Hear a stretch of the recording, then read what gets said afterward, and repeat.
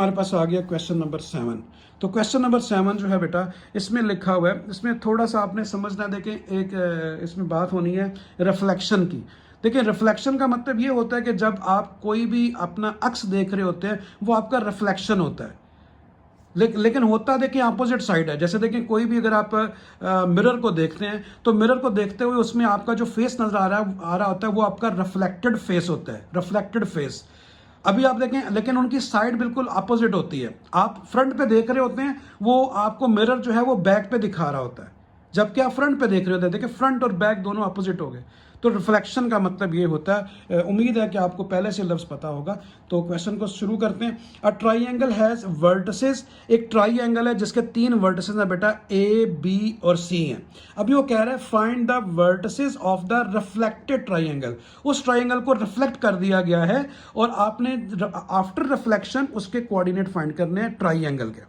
ठीक है, ऑलरेडी ये जो ब्लू में नजर आ रहे हैं आपको 4 1 -2 5 0 और -3, ये उसके गिवन वर्टिसेस एंड ट्राइंगल के। आपने क्या करना है कि आफ्टर रिफ्लेक्शन ट्राइंगल के जो आगे हैं अभी चेंज होके वर्टिसेस वो फाइंड करने हैं। लेकिन उसने एक चीज और भी बोला है कि ओवर एक्स अलग होते हैं बेटा, ओवर वाई अलग होते हैं, या विद रिस्पेक्ट टू एक्स या विद रिस्पेक्ट टू वाई। तो उसने कहा कि आप क्या करें, find the vertices of the reflected triangle. जब ट्राइंगल रिफ्लेक्ट हो जाए तो फिर उसके वर्टिसेस फाइंड करें, लेकिन ओवर द वाई एक्सिस।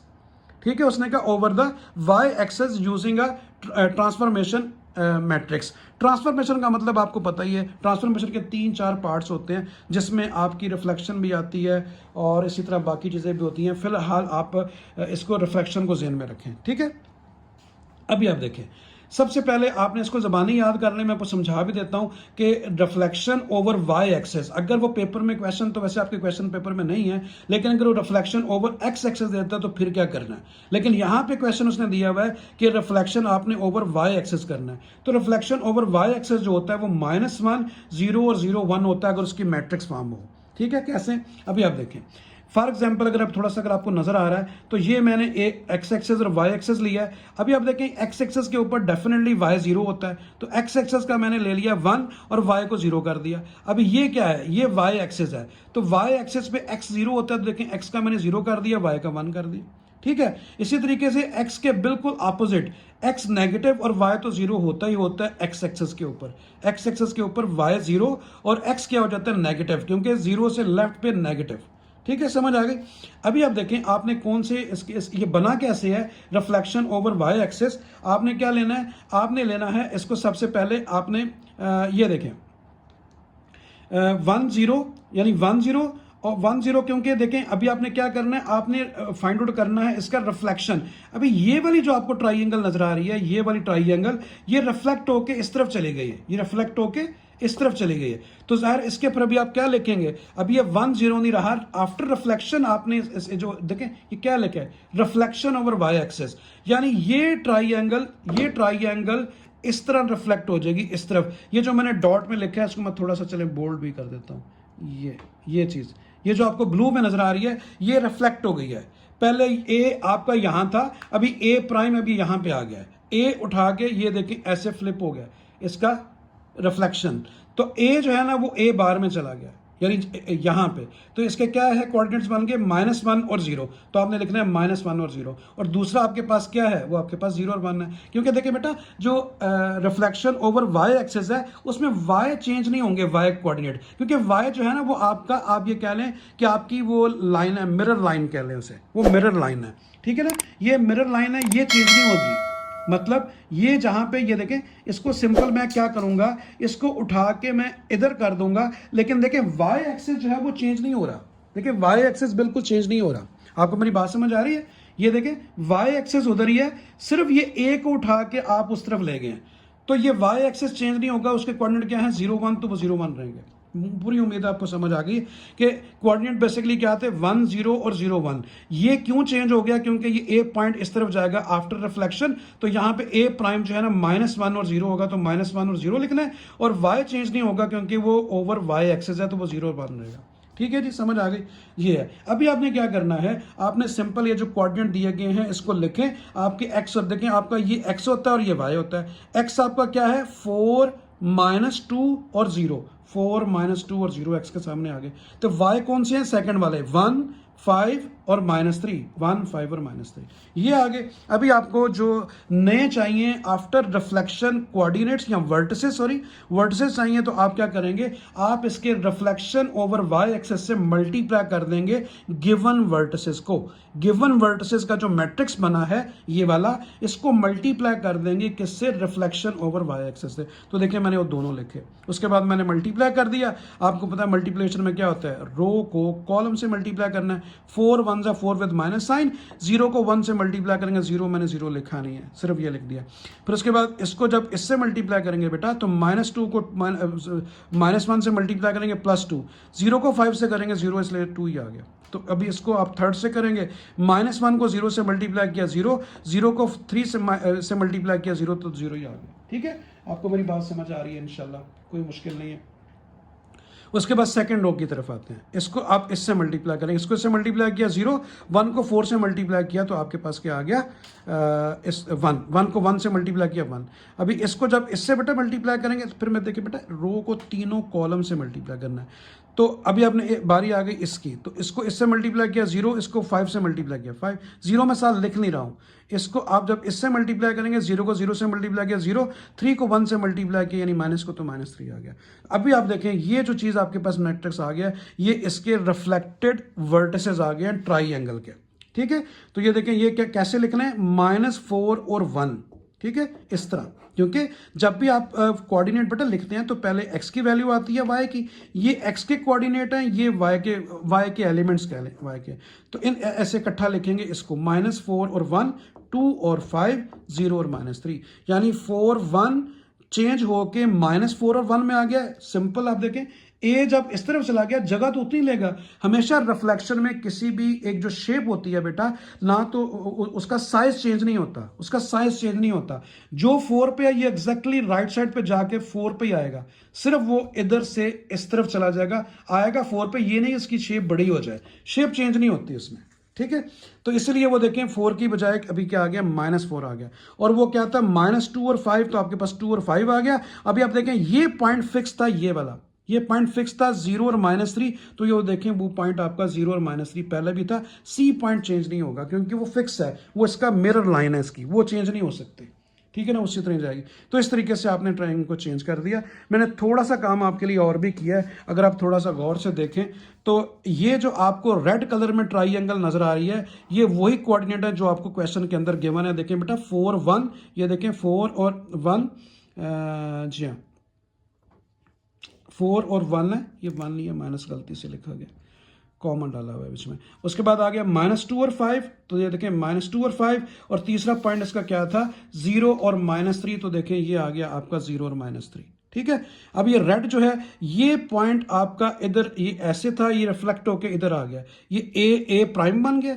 इसी तरह ये बी का पॉइंट पहले इधर था, अभी बी का पॉइंट इधर आ गया, बी प्राइम इधर चला गया, यानी पहले 2 माइनस का था, अभी 2 प्लस का है। लेकिन ये वाला पॉइंट जो है सी, ये देखें फिक्स है, ये सी और सी प्राइम दोनों सेम जगह पे, तो ये रेड वाली जो है वो ब्लैक में रिफ्लेक्ट हुई है, यानी ये चीज़ ऐसे रिफ्लेक्ट हो गई है, मतलब इस तरह ट्राइंगल उठ के इधर चली गई है। लेकिन ये वाला पॉइंट फिक्स हुआ है, ये फिक्स है, इसको मैंने पकड़ा है और इधर रख दिया है, जब ये इधर आएगा तो ये इधर चला जाएगा, तो ये इसका रिफ्लेक्शन आ गया। ठीक है, बात समझ आ गई। और ये लाइन इसकी वाई जो है ना, इसको मिरर लाइन कहते हैं। ये वाई के ऊपर जो पॉइंट आ रहा है ये वाला, ये चेंज नहीं होगा क्योंकि ये ओवर वाई एक्सिस है। तो मैंने कहा आपको इस तरह भी समझा दूं। तो इस तरीके से जो है ना ये आपने वर्टिसेस को चेंज कर दिया, मतलब रिफ्लेक्शन उसका ले लिया, वो ये रिफ्लेक्शन पॉइंट्स ही आ जाएंगे। तो ये क्वेश्चन नंबर 7 आपका कंप्लीट हो गया। क्वेश्चन नंबर 8 की तरफ चलते हैं। ये हमारा जी क्वेश्चन नंबर 8। क्वेश्चन नंबर 8 में लिखा हुआ है एक पॉइंट ए है जिसको हमने मैप करना है, यानी उसका मैप बनाना है किसके ऊपर, ये जो मैट्रिक्स दिया गया 30 20 और -5 बाय स्केलिंग मैट्रिक्स। स्केल आपने ये लेना है, ये एक स्केल मैट्रिक है, इसको यूज करते हुए आपने क्या करना है, आपने एक ए पॉइंट है उसको मैप करना है। जैसे कोई भी देखिए बेटा मैप बनाते हैं, जैसे फॉर एग्जांपल कोई भी अगर आप कहीं पे पहुंचना होता है, कोई एरिया को डिफाइन करना हो तो आप एक मैप बनाते हैं। ठीक है ना, बात समझ आई। तो वो कह रहा है कि the point A is map to, यानी जो पॉइंट ए है वो इसके ऊपर मैप कर रहा है। ठीक है। लेकिन स्केल कौन सा यूज करना है, ये देखें, जब भी आप मैप बनाते हैं सबसे पहले तो बेटा स्केल बनाते हैं ना, कि भाई कितने किलोमीटर जो है वो कितने जो है ना वो सेंटीमीटर के इक्वल है। आप जब मैप ज़ाहिर है एक जब आप पेज के ऊपर जब भी आप कोई मैप बनाते हैं उसके ऊपर किलोमीटर का डिस्टेंस नहीं आता, आप एक स्केल बना लेते हैं, तो ये उसका स्केल है। ठीक है। अभी आप वो कह रहे हैं find the coordinate of the ए जो है उसके कोऑर्डिनेट आपने फाइंड आउट करने हैं। तो आपने क्या करना है बेटा, आपने जो पॉइंट दिया गया पी, इसको लिखना है। अभी इसको जो ये जो आपको गिवन है ना, इसको ए प्राइम का नाम दे दें, ए प्राइम, ये ऊपर जो लाइन डाली है ए प्राइम, तो 30, 20 और -5 ये मैंने लिख दिया। अभी जो आपने ए फाइंड करना है, उसने कहा फाइंड द कोऑर्डिनेट्स ऑफ ए, जो ए आपने फाइंड करना है उसको लेट कर लिया कि वो बी सी डी के इक्वल है। आप एक्स वाई जी भी लिख सकते हैं, एक्स वाई जी भी लिख सकते हैं, मैंने थोड़ा सा चेंज करके बी सी डी कर दिया। अभी आपने लिखा कि फार्मूला क्या है इसका हिंट आपकी बुक में मौजूद है, लेकिन फिर भी आपने याद रखना है कि हमेशा याद रखें बेटा कि जो भी आपको दिया होता है स्केल दिया होता है उसको आपने मल्टीप्लाई किससे करना है, जो आपको मैप दिया गया, स्केल और मैप को मल्टीप्लाई करेंगे तो आपके पास जो भी चेंज हो चुका है उसका स्केल, वो उसके मुताबिक उसका बन जाएगा फॉर्मूला। ठीक है, यानी ए प्राइम आ जाएगा। बात समझ आई? यानी जो हमने ए फाइंड करना है, point the point A is the mapped on this one, और फाइंड क्या करना है, कोऑर्डिनेट ऑफ ए। अगर आपको ए कोऑर्डिनेट चाहिए तो पहले ये दिया हुआ है प्राइम ए, अगर आपको ए चाहिए तो आप क्या करेंगे, ए प्राइम ए किसके इक्वल आ जाएगा, पी इंटू ए के, जो स्केल दिया गया और जो आपको मैप दिया गया दोनों को मल्टीप्लाई करने से आएगा। तो ये फार्मूला आपने ज़बानी याद कर लेना है, पी और ए को मल्टीप्लाई कर दें, पी ये है और ए आपका जो है वो ये है। ठीक है, और इसे इक्वल किसके कर देना है, ए प्राइम पे। ए प्राइम कौन सा, 30, 25 जो कि गिवन था। अभी आप इनको मल्टीप्लाई कर दें, ये देखें बाकी तो जीरो है, सिर्फ खाली ये बी से मल्टीप्लाई होगा 5 भी, क्योंकि बाकी ये दोनों जीरो आ रहे हैं तो जीरो लिखने की जरूरत नहीं। अभी आप इसको जब इससे मल्टीप्लाई करेंगे तो 5c आ गया, इसको जब इससे मल्टीप्लाई करेंगे ये दोनों जीरो आएंगे, 5d आ गया बेटा, और राइट साइड पे ये आ गया। तो देखिए -5b = 30, तो 5 राइट पे गया डिवाइड हो गया तो 6 आ गया। इसी तरह -5c = 20, 5 राइट पे गया तो 5 4 से 20, -4 आ गया। इसी तरह -5d = -5, दोनों तरफ से माइनस भी कैंसिल हुआ, 5 भी कैंसिल हुआ, डी की वैल्यू 1 आ गई। तो ए के कोऑर्डिनेट कौन से आ गए बेटा, -6। ठीक है, आपने क्या लिया था, बी सी डी, तो बी सी और डी यानी -6, -4 और 1, -6, -4 और 1। तो ये इस तरीके से आपके पास ए के कोऑर्डिनेट आ गए। तो ये था हमारा क्वेश्चन नंबर 8। अभी हम चलेंगे क्वेश्चन नंबर 9 की तरफ। तो ये है बेटा हमारा क्वेश्चन नंबर 9। क्वेश्चन नंबर 9 में उसने लिखा हुआ है कि find the equation of the image of the curve with the equation y = x² under the transformation with associated matrix. बहुत आसान है, कोई मुश्किल नहीं है बेटा। है क्वेश्चन अजीब सा, इसका आंसर भी पीछे नहीं दिया हुआ, लेकिन इसे करते हैं। उसने कहा इक्वेशन फाइंड करें। देखें, आपने थोड़ा सा मिरर को थोड़ा सा ज़हन में रखें, उसका एक इमेज बनता है। जो ही आप उसका कोई भी एक आप फिक्स पॉइंट लेते हैं, उसके सामने मिरर रखते हैं, एक इमेज बनता है। ठीक है, उसने कहा find the equation of the image of the curve with equation this one. एक कोई भी कर्व है उसका एक इमेज बन रहा है। कर्व देखें बेटा, ऐसे कर्व होती है, कर्व, उसका एक इमेज बन रहा है और उसकी इक्वेशन क्या है, y = x² under the transformation with associated matrix. यानी इस मैट्रिक्स से उसकी ट्रांसफॉर्मेशन जिसमें वो ट्रांसफर हुआ है वो इमेज इससे बनेगा, ये जो मैट्रिक्स आपको गिवन है। ठीक है, बात समझ आई? और हमने इक्वेशन फाइंड करनी है इमेज की। आप ज़हन में रखें, हमने इक्वेशन ऑफ इमेज फाइंड करनी है, तो उसी को मैंने लेट कर लिया कि let the equation of the image is x prime and y prime, जिसको मैंने फाइंड करना है। आप इसे जो मर्जी नाम दे दें, आप t और s का नाम दे दें, आप a और b का नाम दे दें, इससे कोई फर्क नहीं पड़ता। मैंने x और y प्राइम ले लिया इमेज की इक्वेशन के लिए। अभी इसका फार्मूला वही जो पीछे आपने पढ़ा था कि सबसे पहले जो इमेज आएगा वो, और जो गिवन मैट्रिक्स है उसको आप अपने गिवन से मल्टीप्लाई करें, यानी एक्स वाई। ये एक्स और वाई जो इमेज बना, ये है किसका इमेज था, एक्स और वाई का था। ये जो एक्स प्राइम और वाई प्राइम आया, ये बेसिकली एक्स और वाई का इमेज था। तो आपने उसी तरह पिछले क्वेश्चन की तरह इमेज को और गिवन मैट्रिक्स को मल्टीप्लाई करेंगे तो आपके पास ये उसका रिफ्लेक्शन आएगा। ठीक है जी। अच्छा, अभी हमने क्या किया, इनको मल्टीप्लाई किया, x को मल्टीप्लाई किया। देखें, इसको आप ऐसे मल्टीप्लाई करते हैं, 1x और 2y दरम्यान में प्लस होता है। इसको जब इससे मल्टीप्लाई किया, 3x और 4y दरम्यान में प्लस होता है। अभी आप देखें, x प्राइम किसके इक्वल आ गया, x + 2y के, और y प्राइम = 3x + 4y के। बस ये इक्वेशन बेटा आपने याद रखनी है, ये वाली। ठीक है, पिछले क्वेश्चन की तरह, ये पिछले पार्ट की तरह। अच्छा, अभी आपने करना असल में क्या है, अभी आपने सबसे पहले क्या करना है, आपने x और y की वैल्यू फाइंड करनी है। ठीक है, x और y की वैल्यू फाइंड करनी है, जो आपको x और y नजर आ रहा है। ठीक है, तो अभी आप देखें, सबसे पहले आपने क्या किया, आपने ये देखें, मैंने इस इक्वेशन को लिया, ये फर्स्ट वाले को मैंने लिख दिया फ्रॉम इक्वेशन नंबर 1, ये 1, इसमें से x को मैंने सब्जेक्ट बनाया बेटा, यानी 2y को लेफ्ट पे ले गया तो x bar minus 2y is equal to x आ गया, x is equal to x bar minus 2y, simple 2y को मैं राइट पे ले गया हूँ। ठीक है जी, बात समझ आ गई। अभी ये x की वैल्यू मैं ये इसमें से x की वैल्यू निकालनी है और इसमें पुट करनी है, इसमें से x की वैल्यू निकालनी है, इसे पुट की, इसमें से निकाली मैंने, x की वैल्यू क्या आ गई, x prime minus 2y, x prime minus 2y।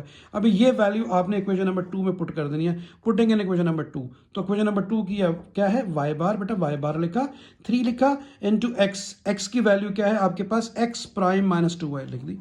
ठीक है, उसके बाद क्या आ रहा है, प्लस 4y प्लस 4y। जैसे आप साइमल्टेनियस इक्वेशन सॉल्व करते हैं उसी तरह इसको सॉल्व करना है। 3 को अंदर मल्टीप्लाई किया, 3x और 3 to the 6 आ गया, बाकी सेम वैल्यू आ गई। ठीक है, बात समझ आ गई बेटा। तो y प्राइम इजिकल टू क्या आ गया आपके पास, आ गया 3x बार और 6y से 2y माइनस किया तो माइनस का 2y, तो देखिए y बार की वैल्यू आपके पास आ गई। ठीक है जी, y बार की ये वाली वैल्यू आ गई। अभी आपने क्या करना है, आपने जो है वो y को सब्जेक्ट बनाना है, y क्यों, जैसे आपने यहाँ पे x को बनाया था, अभी y को सब्जेक्ट बनाना है। फाइनली हमने करना क्या है, हमने x और y की वैल्यू फाइंड करके इस इक्वेशन में लगानी है, तो फाइनल आंसर आना है। हमें x और y की वैल्यू चाहिए, तो अभी आप देखें, आपने y को सब्जेक्ट बनाया तो 3x को लेफ्ट पे ले जाए तो माइनस हो गया, 2 को उधर ले जाए तो डिवाइड हो गया विद माइनस साइन। उसके बाद इस माइनस को मैंने इससे ऊपर मल्टीप्लाई कर दिया, 3x प्लस का कर दिया और y बार माइनस का कर दिया। देखिए ये आपके पास आ गई y की वैल्यू। ठीक हो गया जी, समझ आ गई। अच्छा, अभी आप देखें, आपने क्या किया कि ये जो आपकी इक्वेशन है इसमें y की वैल्यू पुट कर दी। अब देखें x की वैल्यू किधर है जी, ये है, ये मैंने लिखा x, उसके बाद क्या है x प्राइम। ठीक है, x प्राइम माइनस 2y की जगह y की ये वाली वैल्यू पुट कर दिया, ताकि आपके पास y तो आ गया है, अभी x भी तो चाहिए। मैंने कहा था फाइनली x और y की वैल्यू यहां लगानी है, तो आप अभी आप x के लिए क्या करेंगे, ये जो इक्वेशन आपकी थी, ये वाली इक्वेशन नंबर, ये वाली, इसके अंदर बेटा आपने क्या करना है, आपने वैल्यू लगानी है y की। अभी देखिए मैंने क्या लिखा है, x लिखा, x प्राइम लिखा, माइनस 2 लिखा, y की वैल्यू ये वाली मैंने पुट कर दी है। ठीक है, तो अभी आप देखें ये आ गया x बार, ये 2 से कैंसिल हुआ, माइनस 3x और प्लस का y आ गया। ठीक है, और उसके बाद देखें आपके पास ये चीज़ आ गई 3x प्राइम और 1x प्राइम, तो माइनस के 2x प्राइम और y प्राइम आ गया।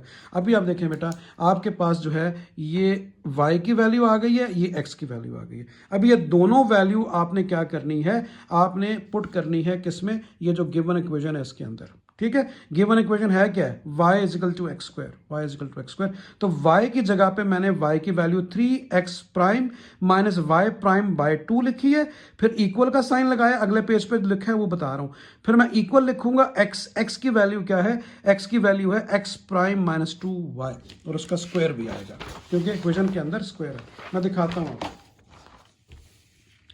तो ये देखिए जी, मैंने दोनों की वैल्यू लगा दी है, ये x की वैल्यू है, ये y की वैल्यू है। ठीक है बेटा, अभी आप देखें, इसको सिंप्लीफाई किया है, ये ऐसे ही आ गया, इसको मैंने a plus B whole square से ओपन किया है, ए स्क्वायर प्लस बी का स्क्वायर माइनस 2ab, इसका स्क्वायर लूंगा तो 4x प्राइम स्क्वायर आएगा, इसका स्क्वायर लूंगा तो प्राइम का स्क्वायर, 2x प्राइम, 2 2 जा 4x प्राइम y। ठीक है, फार्मूले से ओपन किया। अभी आपने क्या करना है, सिंपल इस 2 को राइट पे जाके मल्टीप्लाई कर दें, 2 4 जा 8, 2 आ गया, 2 4 जा 8, उसके बाद राइट पे 0 करके इन तीनों को लेफ्ट पे लें, तो ये आपके पास इक्वेशन ऑफ द इमेज आ गई। इस तरीके से आपने फाइंड आउट करना है। ठीक है बेटा, अभी क्वेश्चन नंबर 10 की तरफ चलते हैं। तो क्वेश्चन नंबर 10 में वही क्वेश्चन जो हमने पिछले चैप्टर्स में पढ़े थे, कि जिसमें हम कोडिंग और डी कोडिंग सीखते हैं, उसी तरह ही इसका क्वेश्चन है।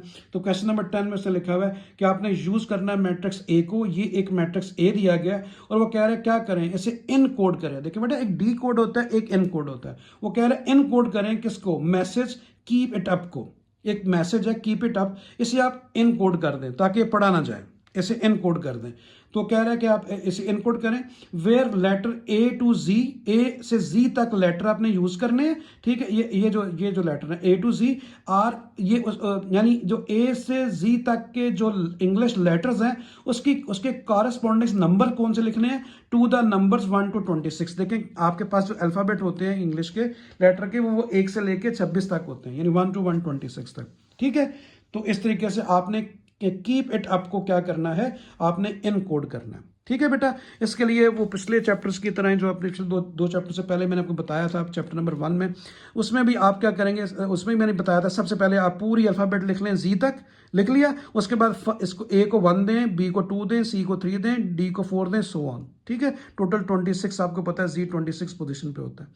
अभी आपने सबसे पहले क्या लिखना है बेटा, क्योंकि यहां से आपको हेल्प मिलेगी कि मैट्रिक्स जो है वो 3x3 का है, जो गिवन मैट्रिक्स है वो 3x3 का है, तो आपने तीन लफ्ज लेने हैं। पहले 3 क्या ले लिए, के ई ई, के ई ई।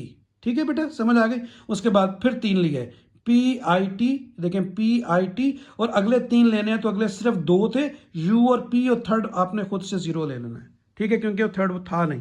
तो मैट्रिसेस में यही होता है, जो वैल्यू नहीं होती उसकी जगह 0 लिखते हैं, तो उस जगह 0 लिख दिया। ठीक है, अभी आप इनके नंबर लिखें, तो देखें बेटा के की वैल्यू क्या है, 11, तो के की जगह 11 आ गया। ई किस पोजीशन पे है, 5th पे, तो 5th आ गया। ई फिर वही 5 है, तो 5 आ गया। अभी देखें बेटा पी, तो पी देखें कहाँ पे है जी, पी है 16, पी देखें 16 है पी, तो पी की जगह 16 आ गया। आई देखें कहाँ पे है, आई जो है वो 9 है, तो 9 आ गया। टी देखिए कहाँ पे, 20, तो ई उसकी वैल्यू 20 आ गई। फिर यू आ गया बेटा, यू की वैल्यू 21 है, 21 लिख दी। पी की वैल्यू फिर उसी तरह ही आएगी, पी की वैल्यू 16, तो 16 लिख दी, और 0 आ गया बेटा। उसके बाद आपने क्या करना है, इनको आपस में सॉल्व करना है। अच्छा देखें, अभी आपने इन तीनों को, असल में ये नंबर आगे बन गए। अभी देखें लफ्ज क्या आता है पहले, कीप इट अप। अभी अब देखें ये आपके पास नंबरों की शक्ल में आ गया। ठीक है, बात समझ आई। अभी आपने 1 बाय 1 इनको सॉल्व करना है, किसके साथ, ये जो गिवन मैट्रिक्स है इसके साथ। ठीक है, उसने कहा यूज द मैट्रिक्स ए को मैट्रिक्स यूज को यूज करते हुए इसे कीप इट अप को इनकोड करना है। तो अभी आप इसे यूज करेंगे कैसे, आप इन तीनों को मल्टीप्लाई करेंगे 1 बाय 1 गिवन मैट्रिक्स से। तो मैंने देखिए गिवन मैट्रिक्स लिखा 1 2 0 -1 1 1 1 2, ये लिख लिया, और इसके साथ फर्स्ट वाले को मल्टीप्लाई किया, फर्स्ट वाले को गिवन मैट्रिक्स को इससे मल्टीप्लाई करना है 1 बाय 1, पहले इससे फिर इससे फिर इससे। तो देखें बेटा, इसको जब मैं इससे मल्टीप्लाई करूंगा, देखें रो को कॉलम से करते हैं, 11 को 1 से किया तो 11, 0 को 5 से किया तो 0 को लिखने की जरूरत नहीं है, 1 को 5 से किया तो 5 आ गया। अभी आपने इसको इससे मल्टीप्लाई करना है, 11 2 22, -1 को 5 से मल्टीप्लाई किया -5, 1 को 5 से किया तो 5 आ गया। अभी आपने इस रो को इससे मल्टीप्लाई करना है, 11 को 0 से किया, 0 मैंने लिखा ही नहीं है, 1 को 5 से किया तो 5 आ गया, 2 को 5 से किया तो 10 आ गया। 11 और 5 कितना हो गया बेटा, 16, और देखें 5 से कैंसिल हुआ तो 22, 10 और 5 15, तो के ई के ये नंबर आ गए, के ई के ये नंबर आ गए 16, 22 और 15। तो ये आप जो है वो इनकोड हो चुका है। ठीक है, के ई। अभी इसी तरीके से बेटा आपने क्या करना है, आपने इस मैट्रिक्स को 16, 9 और 20 से मल्टीप्लाई करना है, फिर इसी मैट्रिक्स को 21 और 16 और 0 से मल्टीप्लाई करना है। मैं आगे दिखाता हूं आपको, ये देखें। मैंने सबसे पहले आपने क्या किया, सबसे पहले आपने के ई मतलब वो उसके ले लिए 11 5 5, फिर देखें 16 9 और 20, ये देखें 16 9 और 20 को गिवन मैट्रिक्स से मल्टीप्लाई किया, और आखिर में क्या है, आखिर में जो है वो 21 16 और 0 है। तो देखें बेटा, ये देखें 21 16 और 0, फिर उससे मल्टीप्लाई किया, तो 1 बाय 1 आपने तीनों से मल्टीप्लाई करना है। तो सेकंड का आंसर ये आ गया, और थर्ड का आंसर ये आ गया। सिंपल, फिर बताता हूं बेटा। करना ये है कि 11 5 5 को गिवन मैट्रिक्स से मल्टीप्लाई करना है। उसकी एग्जांपल आपके सामने है, मैंने ये लिखा है और साथ ये। फिर आपने अगले स्टेप्स में क्या करना है, ये लिखना है और ये लिखना है, फिर ये लिखना है और ये लिखना है। इसी तरह इस शक्ल में आपके पास आंसर आते जाएंगे। ठीक है, तो देखिए मैंने यही किया, ये और ये लिखा है सेकंड वाला, फिर उसके बाद मैंने थर्ड वाला लिखा है, ये थर्ड वाला आ गया। आखिरी 16 21 16 और 0, 21 21 16 0 को इससे इन दोनों को मल्टीप्लाई किया। ठीक है, तो ये आपके पास जो है वो डी कोड हो गया, ये आ गया 21 इन कोड हो गया, सॉरी 21 26 और 16 आ गया। एक ये और तीसरा ये आपका ये है, ये। ठीक है, ये तीनों हो गए। तो इसी तरीके से था ये क्वेश्चन नंबर 11 करते हैं। इसमें उसने लिखा हुआ है कि आपने डी कोड करना है, वो क्या था, इन कोड, इसको डी कोड करना है। D code the message. D code जो होता है बेटा वो इनवर्स होता है किसके, इन कोड के। इन कोड की शक्ल कैसे होती है, हमारे आंसर की शक्ल में आए हैं। ये देखिए हमारे आंसर आए हैं 36 43 49 21 26 16, और पहले वाला कौन सा था, 16 22 25। तो देखें ये और देखें बेटा ये और ये, इन तीनों की शक्ल यही लिखी हुई, इसी तरह लिखे हुए, इसी तरह कह रहे हैं। तो अभी हमें उस तरह दिया हुआ है और हमने डी कोड करना है, रिवर्स प्रोसेस है, हमने वापस आना है। ठीक है, किस में वापस आना है, जैसे ये लफ्ज़ क्या लिखा हुआ था, कीप इट अप। ठीक है, बात समझ आई। तो आपने इसे जो है वो डी कोड करना है। तो जब आप रिवर्स चलेंगे तो फिर आप गिवन मैट्रिक्स का इनवर्स लेंगे, फिर आप गिवन मैट्रिक्स का इनवर्स लेंगे। ठीक है, तो उसने कहा था कि डी कोड करें इस मैसेज को, what was the encoded matrix of A. ठीक है, तो वो कह रहा है कि ये जो मैट्रिक्स है ये गिवन है, और उसने कहा कि आप क्या करें, यूज क्या करें, 1 से 26 तक इनकोड अगर आपने करना है मैट्रिक्स ए को, तो आप 1 से 26 जो है ना कॉरेस्पॉन्डिंग ले लें किसके, ए टू जी के। और आपको पता है कि उसने क्या लिखा हुआ है, ए टू जी एंड 27 रिप्रेजेंटिंग। मतलब अगर आपका आंसर देखें, अल्फाबेट इंग्लिश के कितने होते हैं, 1 से 26, अगर आपके पास 27 आ गया है तो आप दोबारा ए से फिर शुरू कर दें, यानी पूरी एबीसी खत्म करके अगर फॉर एग्जाम्पल 30 भी आ जाता है तो आप 26 के बाद आगे जो 6 आ रहे हैं 30 के बाद और 4 आ रहे हैं उनको आप दोबारा ए बी से शुरू कर दें। ठीक है, तो वो आपको बताता हूं, लेकिन सिर्फ सिंपल आप ये समझें बेटा कि हमें जो है ना इसको डी कोड करना है। ये रिवर्स प्रोसेस है क्वेश्चन नंबर 10 का, दोबारा उस वर्ड की तरफ वापस आना है बजाय इस नंबरों से। तो ए जो दिया हुआ है, सबसे पहले इस ए का आप क्या करेंगे, इनवर्स लेंगे, इनवर्स लेने के बाद आप इन तीनों से मल्टीप्लाई कर देंगे तो आपके पास आ जाएगा। फिर बताता हूं बेटा, ये जो ए दिया गया इसका पहले इनवर्स लेंगे, क्योंकि ये इनवर्स प्रोसेस है इन कोड का। इसमें हमने क्या करना है, इसमें हमने डी कोड करना है। तो फिर इसका इनवर्स लेके इन तीनों से 1 बाय 1 मल्टीप्लाई करना है। तो देखिए इसी तरह किया हुआ है, आगे चलते हैं। तो सबसे पहले मैंने वो तीनों लिख लिए हैं। ये था आपका ए, इसका बेटा ए इनवर्स लिया है। ये सारा आपको काफ़ी दफ़ा बात हो चुकी है, आप कर चुके हो। अभी आप देखें, सबसे पहले इसका डिटर्मिनेंट ले लिया, डिटर्मिनेंट आपके पास आ गया -1। फिर उसके बाद आपने एंजाइंट फाइंड करना होता है, उसके लिए आप क्या लेते हैं, कोफैक्टर मैट्रिक्स। तो कोफैक्टर मैट्रिक्स में पहले A11 लेते हैं। तो मैंने कहा था यहाँ पे -1 फिक्स होता है, और ये क्या करें 1 + 1 लिख लें। और ये A11 है कहाँ पे है, ये पहला वाला A11 होता है। इसका कॉलम और रो छोड़ें तो क्या आ रहा है, 0 1 1 1 0 1 1 1। तो इसको 0 से मल्टीप्लाई किया, 0, इन दोनों को मल्टीप्लाई किया -1, तो -1 आ गया। और उसके बाद आपने क्या लिखना कैसे होता है, A11 A12 A13 A12 की पोजीशन ये है बेटा, ये A11 होता है, ये A12 होता है, ये A13 होता है। इसका कॉलम और रो छोड़ेंगे तो 1 1 2 1 1 1 2 1। तो ये क्या आ गया 1, और ये क्या आ गया -2। 2 में से 1 निकालेंगे -1, और यहाँ बाहर भी माइनस है, ये आपका प्लस हो जाएगा। क्यों बाहर माइनस आ गया, क्योंकि मैंने कहा था कि -1 की पावर अगर ऑड आ जाए, देखिए बेटा 2 + 1 ऑड, तो आपने बाहर माइनस लिखना है। उसके बाद A13 आपको पता है कौन सी पोजीशन होती है, ये A11 ये A12 A13। तो A13 का कॉलम और छोड़ा बेटा, तो 1 0 2 1 1 0 2 1 1 1 ज़ा 1, और इन दोनों को जरा 0, तो 1 आ गया। इसी तरीके से फिर आपने ये लेना है कौन सा, A13 A31 A31 A32 A33 sorry A21 A22 A23 A31 A32 A33। ये देखिए इसी तरह। फॉर एग्जांपल मैं A31 को चेक करता हूँ। A31 आपका ये है, ये 31 है, ये A32 है, A33 है। तो इसका कॉलम देखिए कौन सा है, इसका कॉलम बेटा ये है, और रो ये है। तो कौन से आगे 1 -1 0 1, तो 1 -1 1 -1 0 1। ठीक है, और सॉल्व करने का तरीका आपको पता है। अभी आप कोफैक्टर मैट्रिक्स लिख लें, वो कौन से हैं, -1 1 और 1। ये प्रोसेस पढ़ा चुका हूँ, समझा दिया दोबारा मैंने आपको। -1 1 और 1 देखें, -1 1 और 1, फिर क्या है 3 2 3 और 1 2 3 और 1 यानी -2। फिर उसके बाद आखिरी 3 क्या है, 1 -2 और -1 1 -2 और 1 -1। ये आपके पास आ गया कोफैक्टर मैट्रिक्स। और मैंने कहा था जब आप इसका ट्रांसपोज लेते हैं तो एंजाइंड आता है। तो इसकी रो को कॉलम में चेंज कर दें।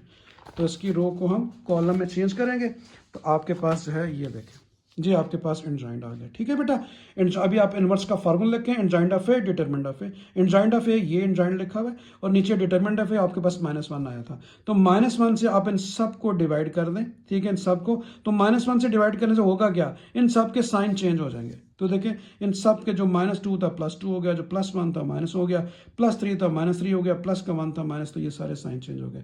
अभी मैंने आपको क्या बोला था, जब आपके पास बच्चों इनवर्स आ जाए तो फिर आपने वो जो गिवन आपको मैट्रिक्स है, आपने उनसे 1 बाय 1 मल्टीप्लाई करके इसको डी कोड करना है। अभी ये जो तीनों दिए गए हैं, इन तीनों के साथ 1 बाय 1 मल्टीप्लाई करना है ए इनवर्स को। ये कलेक्टिवली पूरा एक सेंटेंस बनाएंगे तीनों मिलके। ठीक है, अभी आप 11 20 और 43 को मल्टीप्लाई करेंगे। 11 20, ये देखिए 11 20 और 43, इसको मैंने किससे मल्टीप्लाई करना है, इनवर्स से। इनवर्स क्यों किया, क्योंकि ये इन डी कोड जो होता है वो इन कोड का इनवर्स प्रोसेस होता है। तो देखें बेटा रो को कॉलम से, 11 को 1 से मल्टीप्लाई किया 11, 2 को 20 से मल्टीप्लाई किया 40, -1 को 43 से मल्टीप्लाई किया तो 43। तो इसी तरीके से बेटा इस रो को इस कॉलम से, इस रो को इस कॉलम से ये मल्टीप्लाई कर दिया।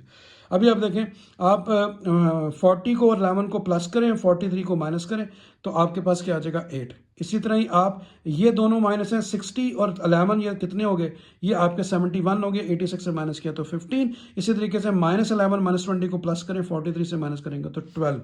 ठीक है, तो आपके पास 8, 15 और 12 आ गया। अभी आपने आना है उसके ऊपर दोबारा और चेक करना है कि 8, 15 और 12 जो होता है इसके वो बनते क्या हैं। ठीक है, तो ये देखें आपके पास क्या है बेटा 8, 15 और 12। तो 8 का देखें क्या है, 8 का h है, तो मैंने क्या लिख दिया h। उसके बाद क्या आ रहा है 15, तो 15 का अगेंस्ट क्या आ रहा है o, तो देखें o लिख दिया। 12 के अगेंस्ट क्या आ रहा है l, तो देखें बेटा मैंने l लिख दिया। आगे समझ अभी आपको। अभी आपने क्या करना है बेटा, ये इनवर्स लेना है और इसका जो सेकंड था आपके पास केस गिवन जो था उससे आपने मल्टीप्लाई करना है। तो सेकंड केस मैं दिखा देता हूं, वो क्या है 25, 10 और 41। तो देखें 25, 10 और 41 उसी तरह ही आपने मल्टीप्लाई करना है इस तरह। देखें 1 को 25 से 25, 2 को 10 से 20, -1 को 41 से ये। इसी तरह बेटा आपने इस रो को इससे करना है मल्टीप्लाई, इस रो को इससे मल्टीप्लाई करना है, तो ये इसके कॉरेस्पॉन्डिंग में रिजल्ट आ जाएगा। अभी देखें 20 और 25 को प्लस करें 45, 45 से 41 निकालेंगे तो 4। इसी तरह बेटा ये दोनों माइनस हैं, दोनों को प्लस करें, 82 से माइनस करें 27, ये भी माइनस 35, 41 से 35 माइनस किया तो 6। अभी आप देखें 4, 27 और 6 के अगेंस्ट क्या आ रहा है उसको देखते हैं। लें बेटा ये मैंने सामने रख दिया। फर्स्ट क्या आ रहा है हमारा 4 को देखें कहाँ पे है, 4D है, तो देखें बेटा मैंने D लिख दिया। फिर क्या है 27, आपके पास आखिरी क्या है z किसके इक्वल होता है 26। तो मैंने कहा था अगर आपने 27 पे मूव करना है दोबारा ऐसे शुरू कर दें, तो वो देखें आपके पास ये 26 और +1 कर दें, 27 उसके अगेंस्ट क्या a, तो देखें मैंने क्या लिख दिया a। उसके बाद आगे देखें ये क्या आ रहा है 6, तो देखें बेटा 6 जो है वो किसके अगेंस्ट आ रहा है f के, तो f आ गया। तो इसी तरीके से आपके पास DAF बन गया। ठीक है बच्चों, समझ आ गई है ना। तो देखें आसान है, कोई मुश्किल नहीं है। अभी आपने थर्ड केस ले लिया। थर्ड क्या था 22 और 14 और 41, इसको आपने इनवर्स से मल्टीप्लाई कर दिया तो आपके पास 9, 18 और 5 आ गया। तो देखें बेटा 9 को भी मैं आपको चेक करा देता हूं कि 9 देखें जो है वो क्या है, 9 के अगेंस्ट क्या आता है i, तो देखें मैंने i लिख दिया।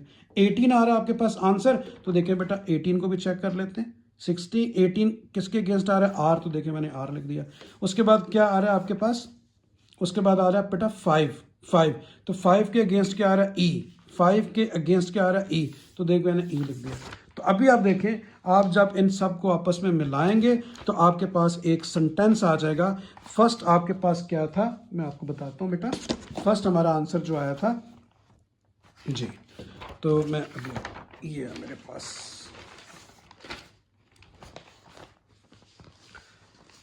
इसी के पीछे है मेरे ख्याल जी हाँ, ये देखें बेटा फर्स्ट आया था HOL, फिर क्या आया था DAF, मैंने वही लिखा है HOL DAF। तो देखें मैं दिखाता हूँ आपको बेटा HOL DAF, और उसके बाद इसका आखिरी वाले का क्या है IRE।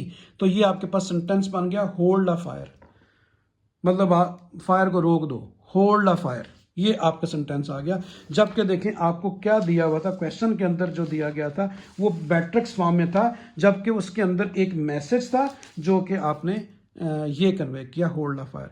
तो इस तरीके से बेटा हमारा जो है ये वाली एक्सरसाइज, बल्कि चैप्टर भी 4 जो था बड़ा लेंथी प्रोसेस था, इस पूरे चैप्टर में ये कंप्लीट हुआ अल्हम्दुलिल्लाह, अल्लाह की मदद से हमने इसे कंप्लीट किया। आगे इंशाल्लाह चैप्टर नंबर 5 के साथ मैं जल्दी आपके साथ हाजिर होऊंगा। अल्लाह हाफिज़।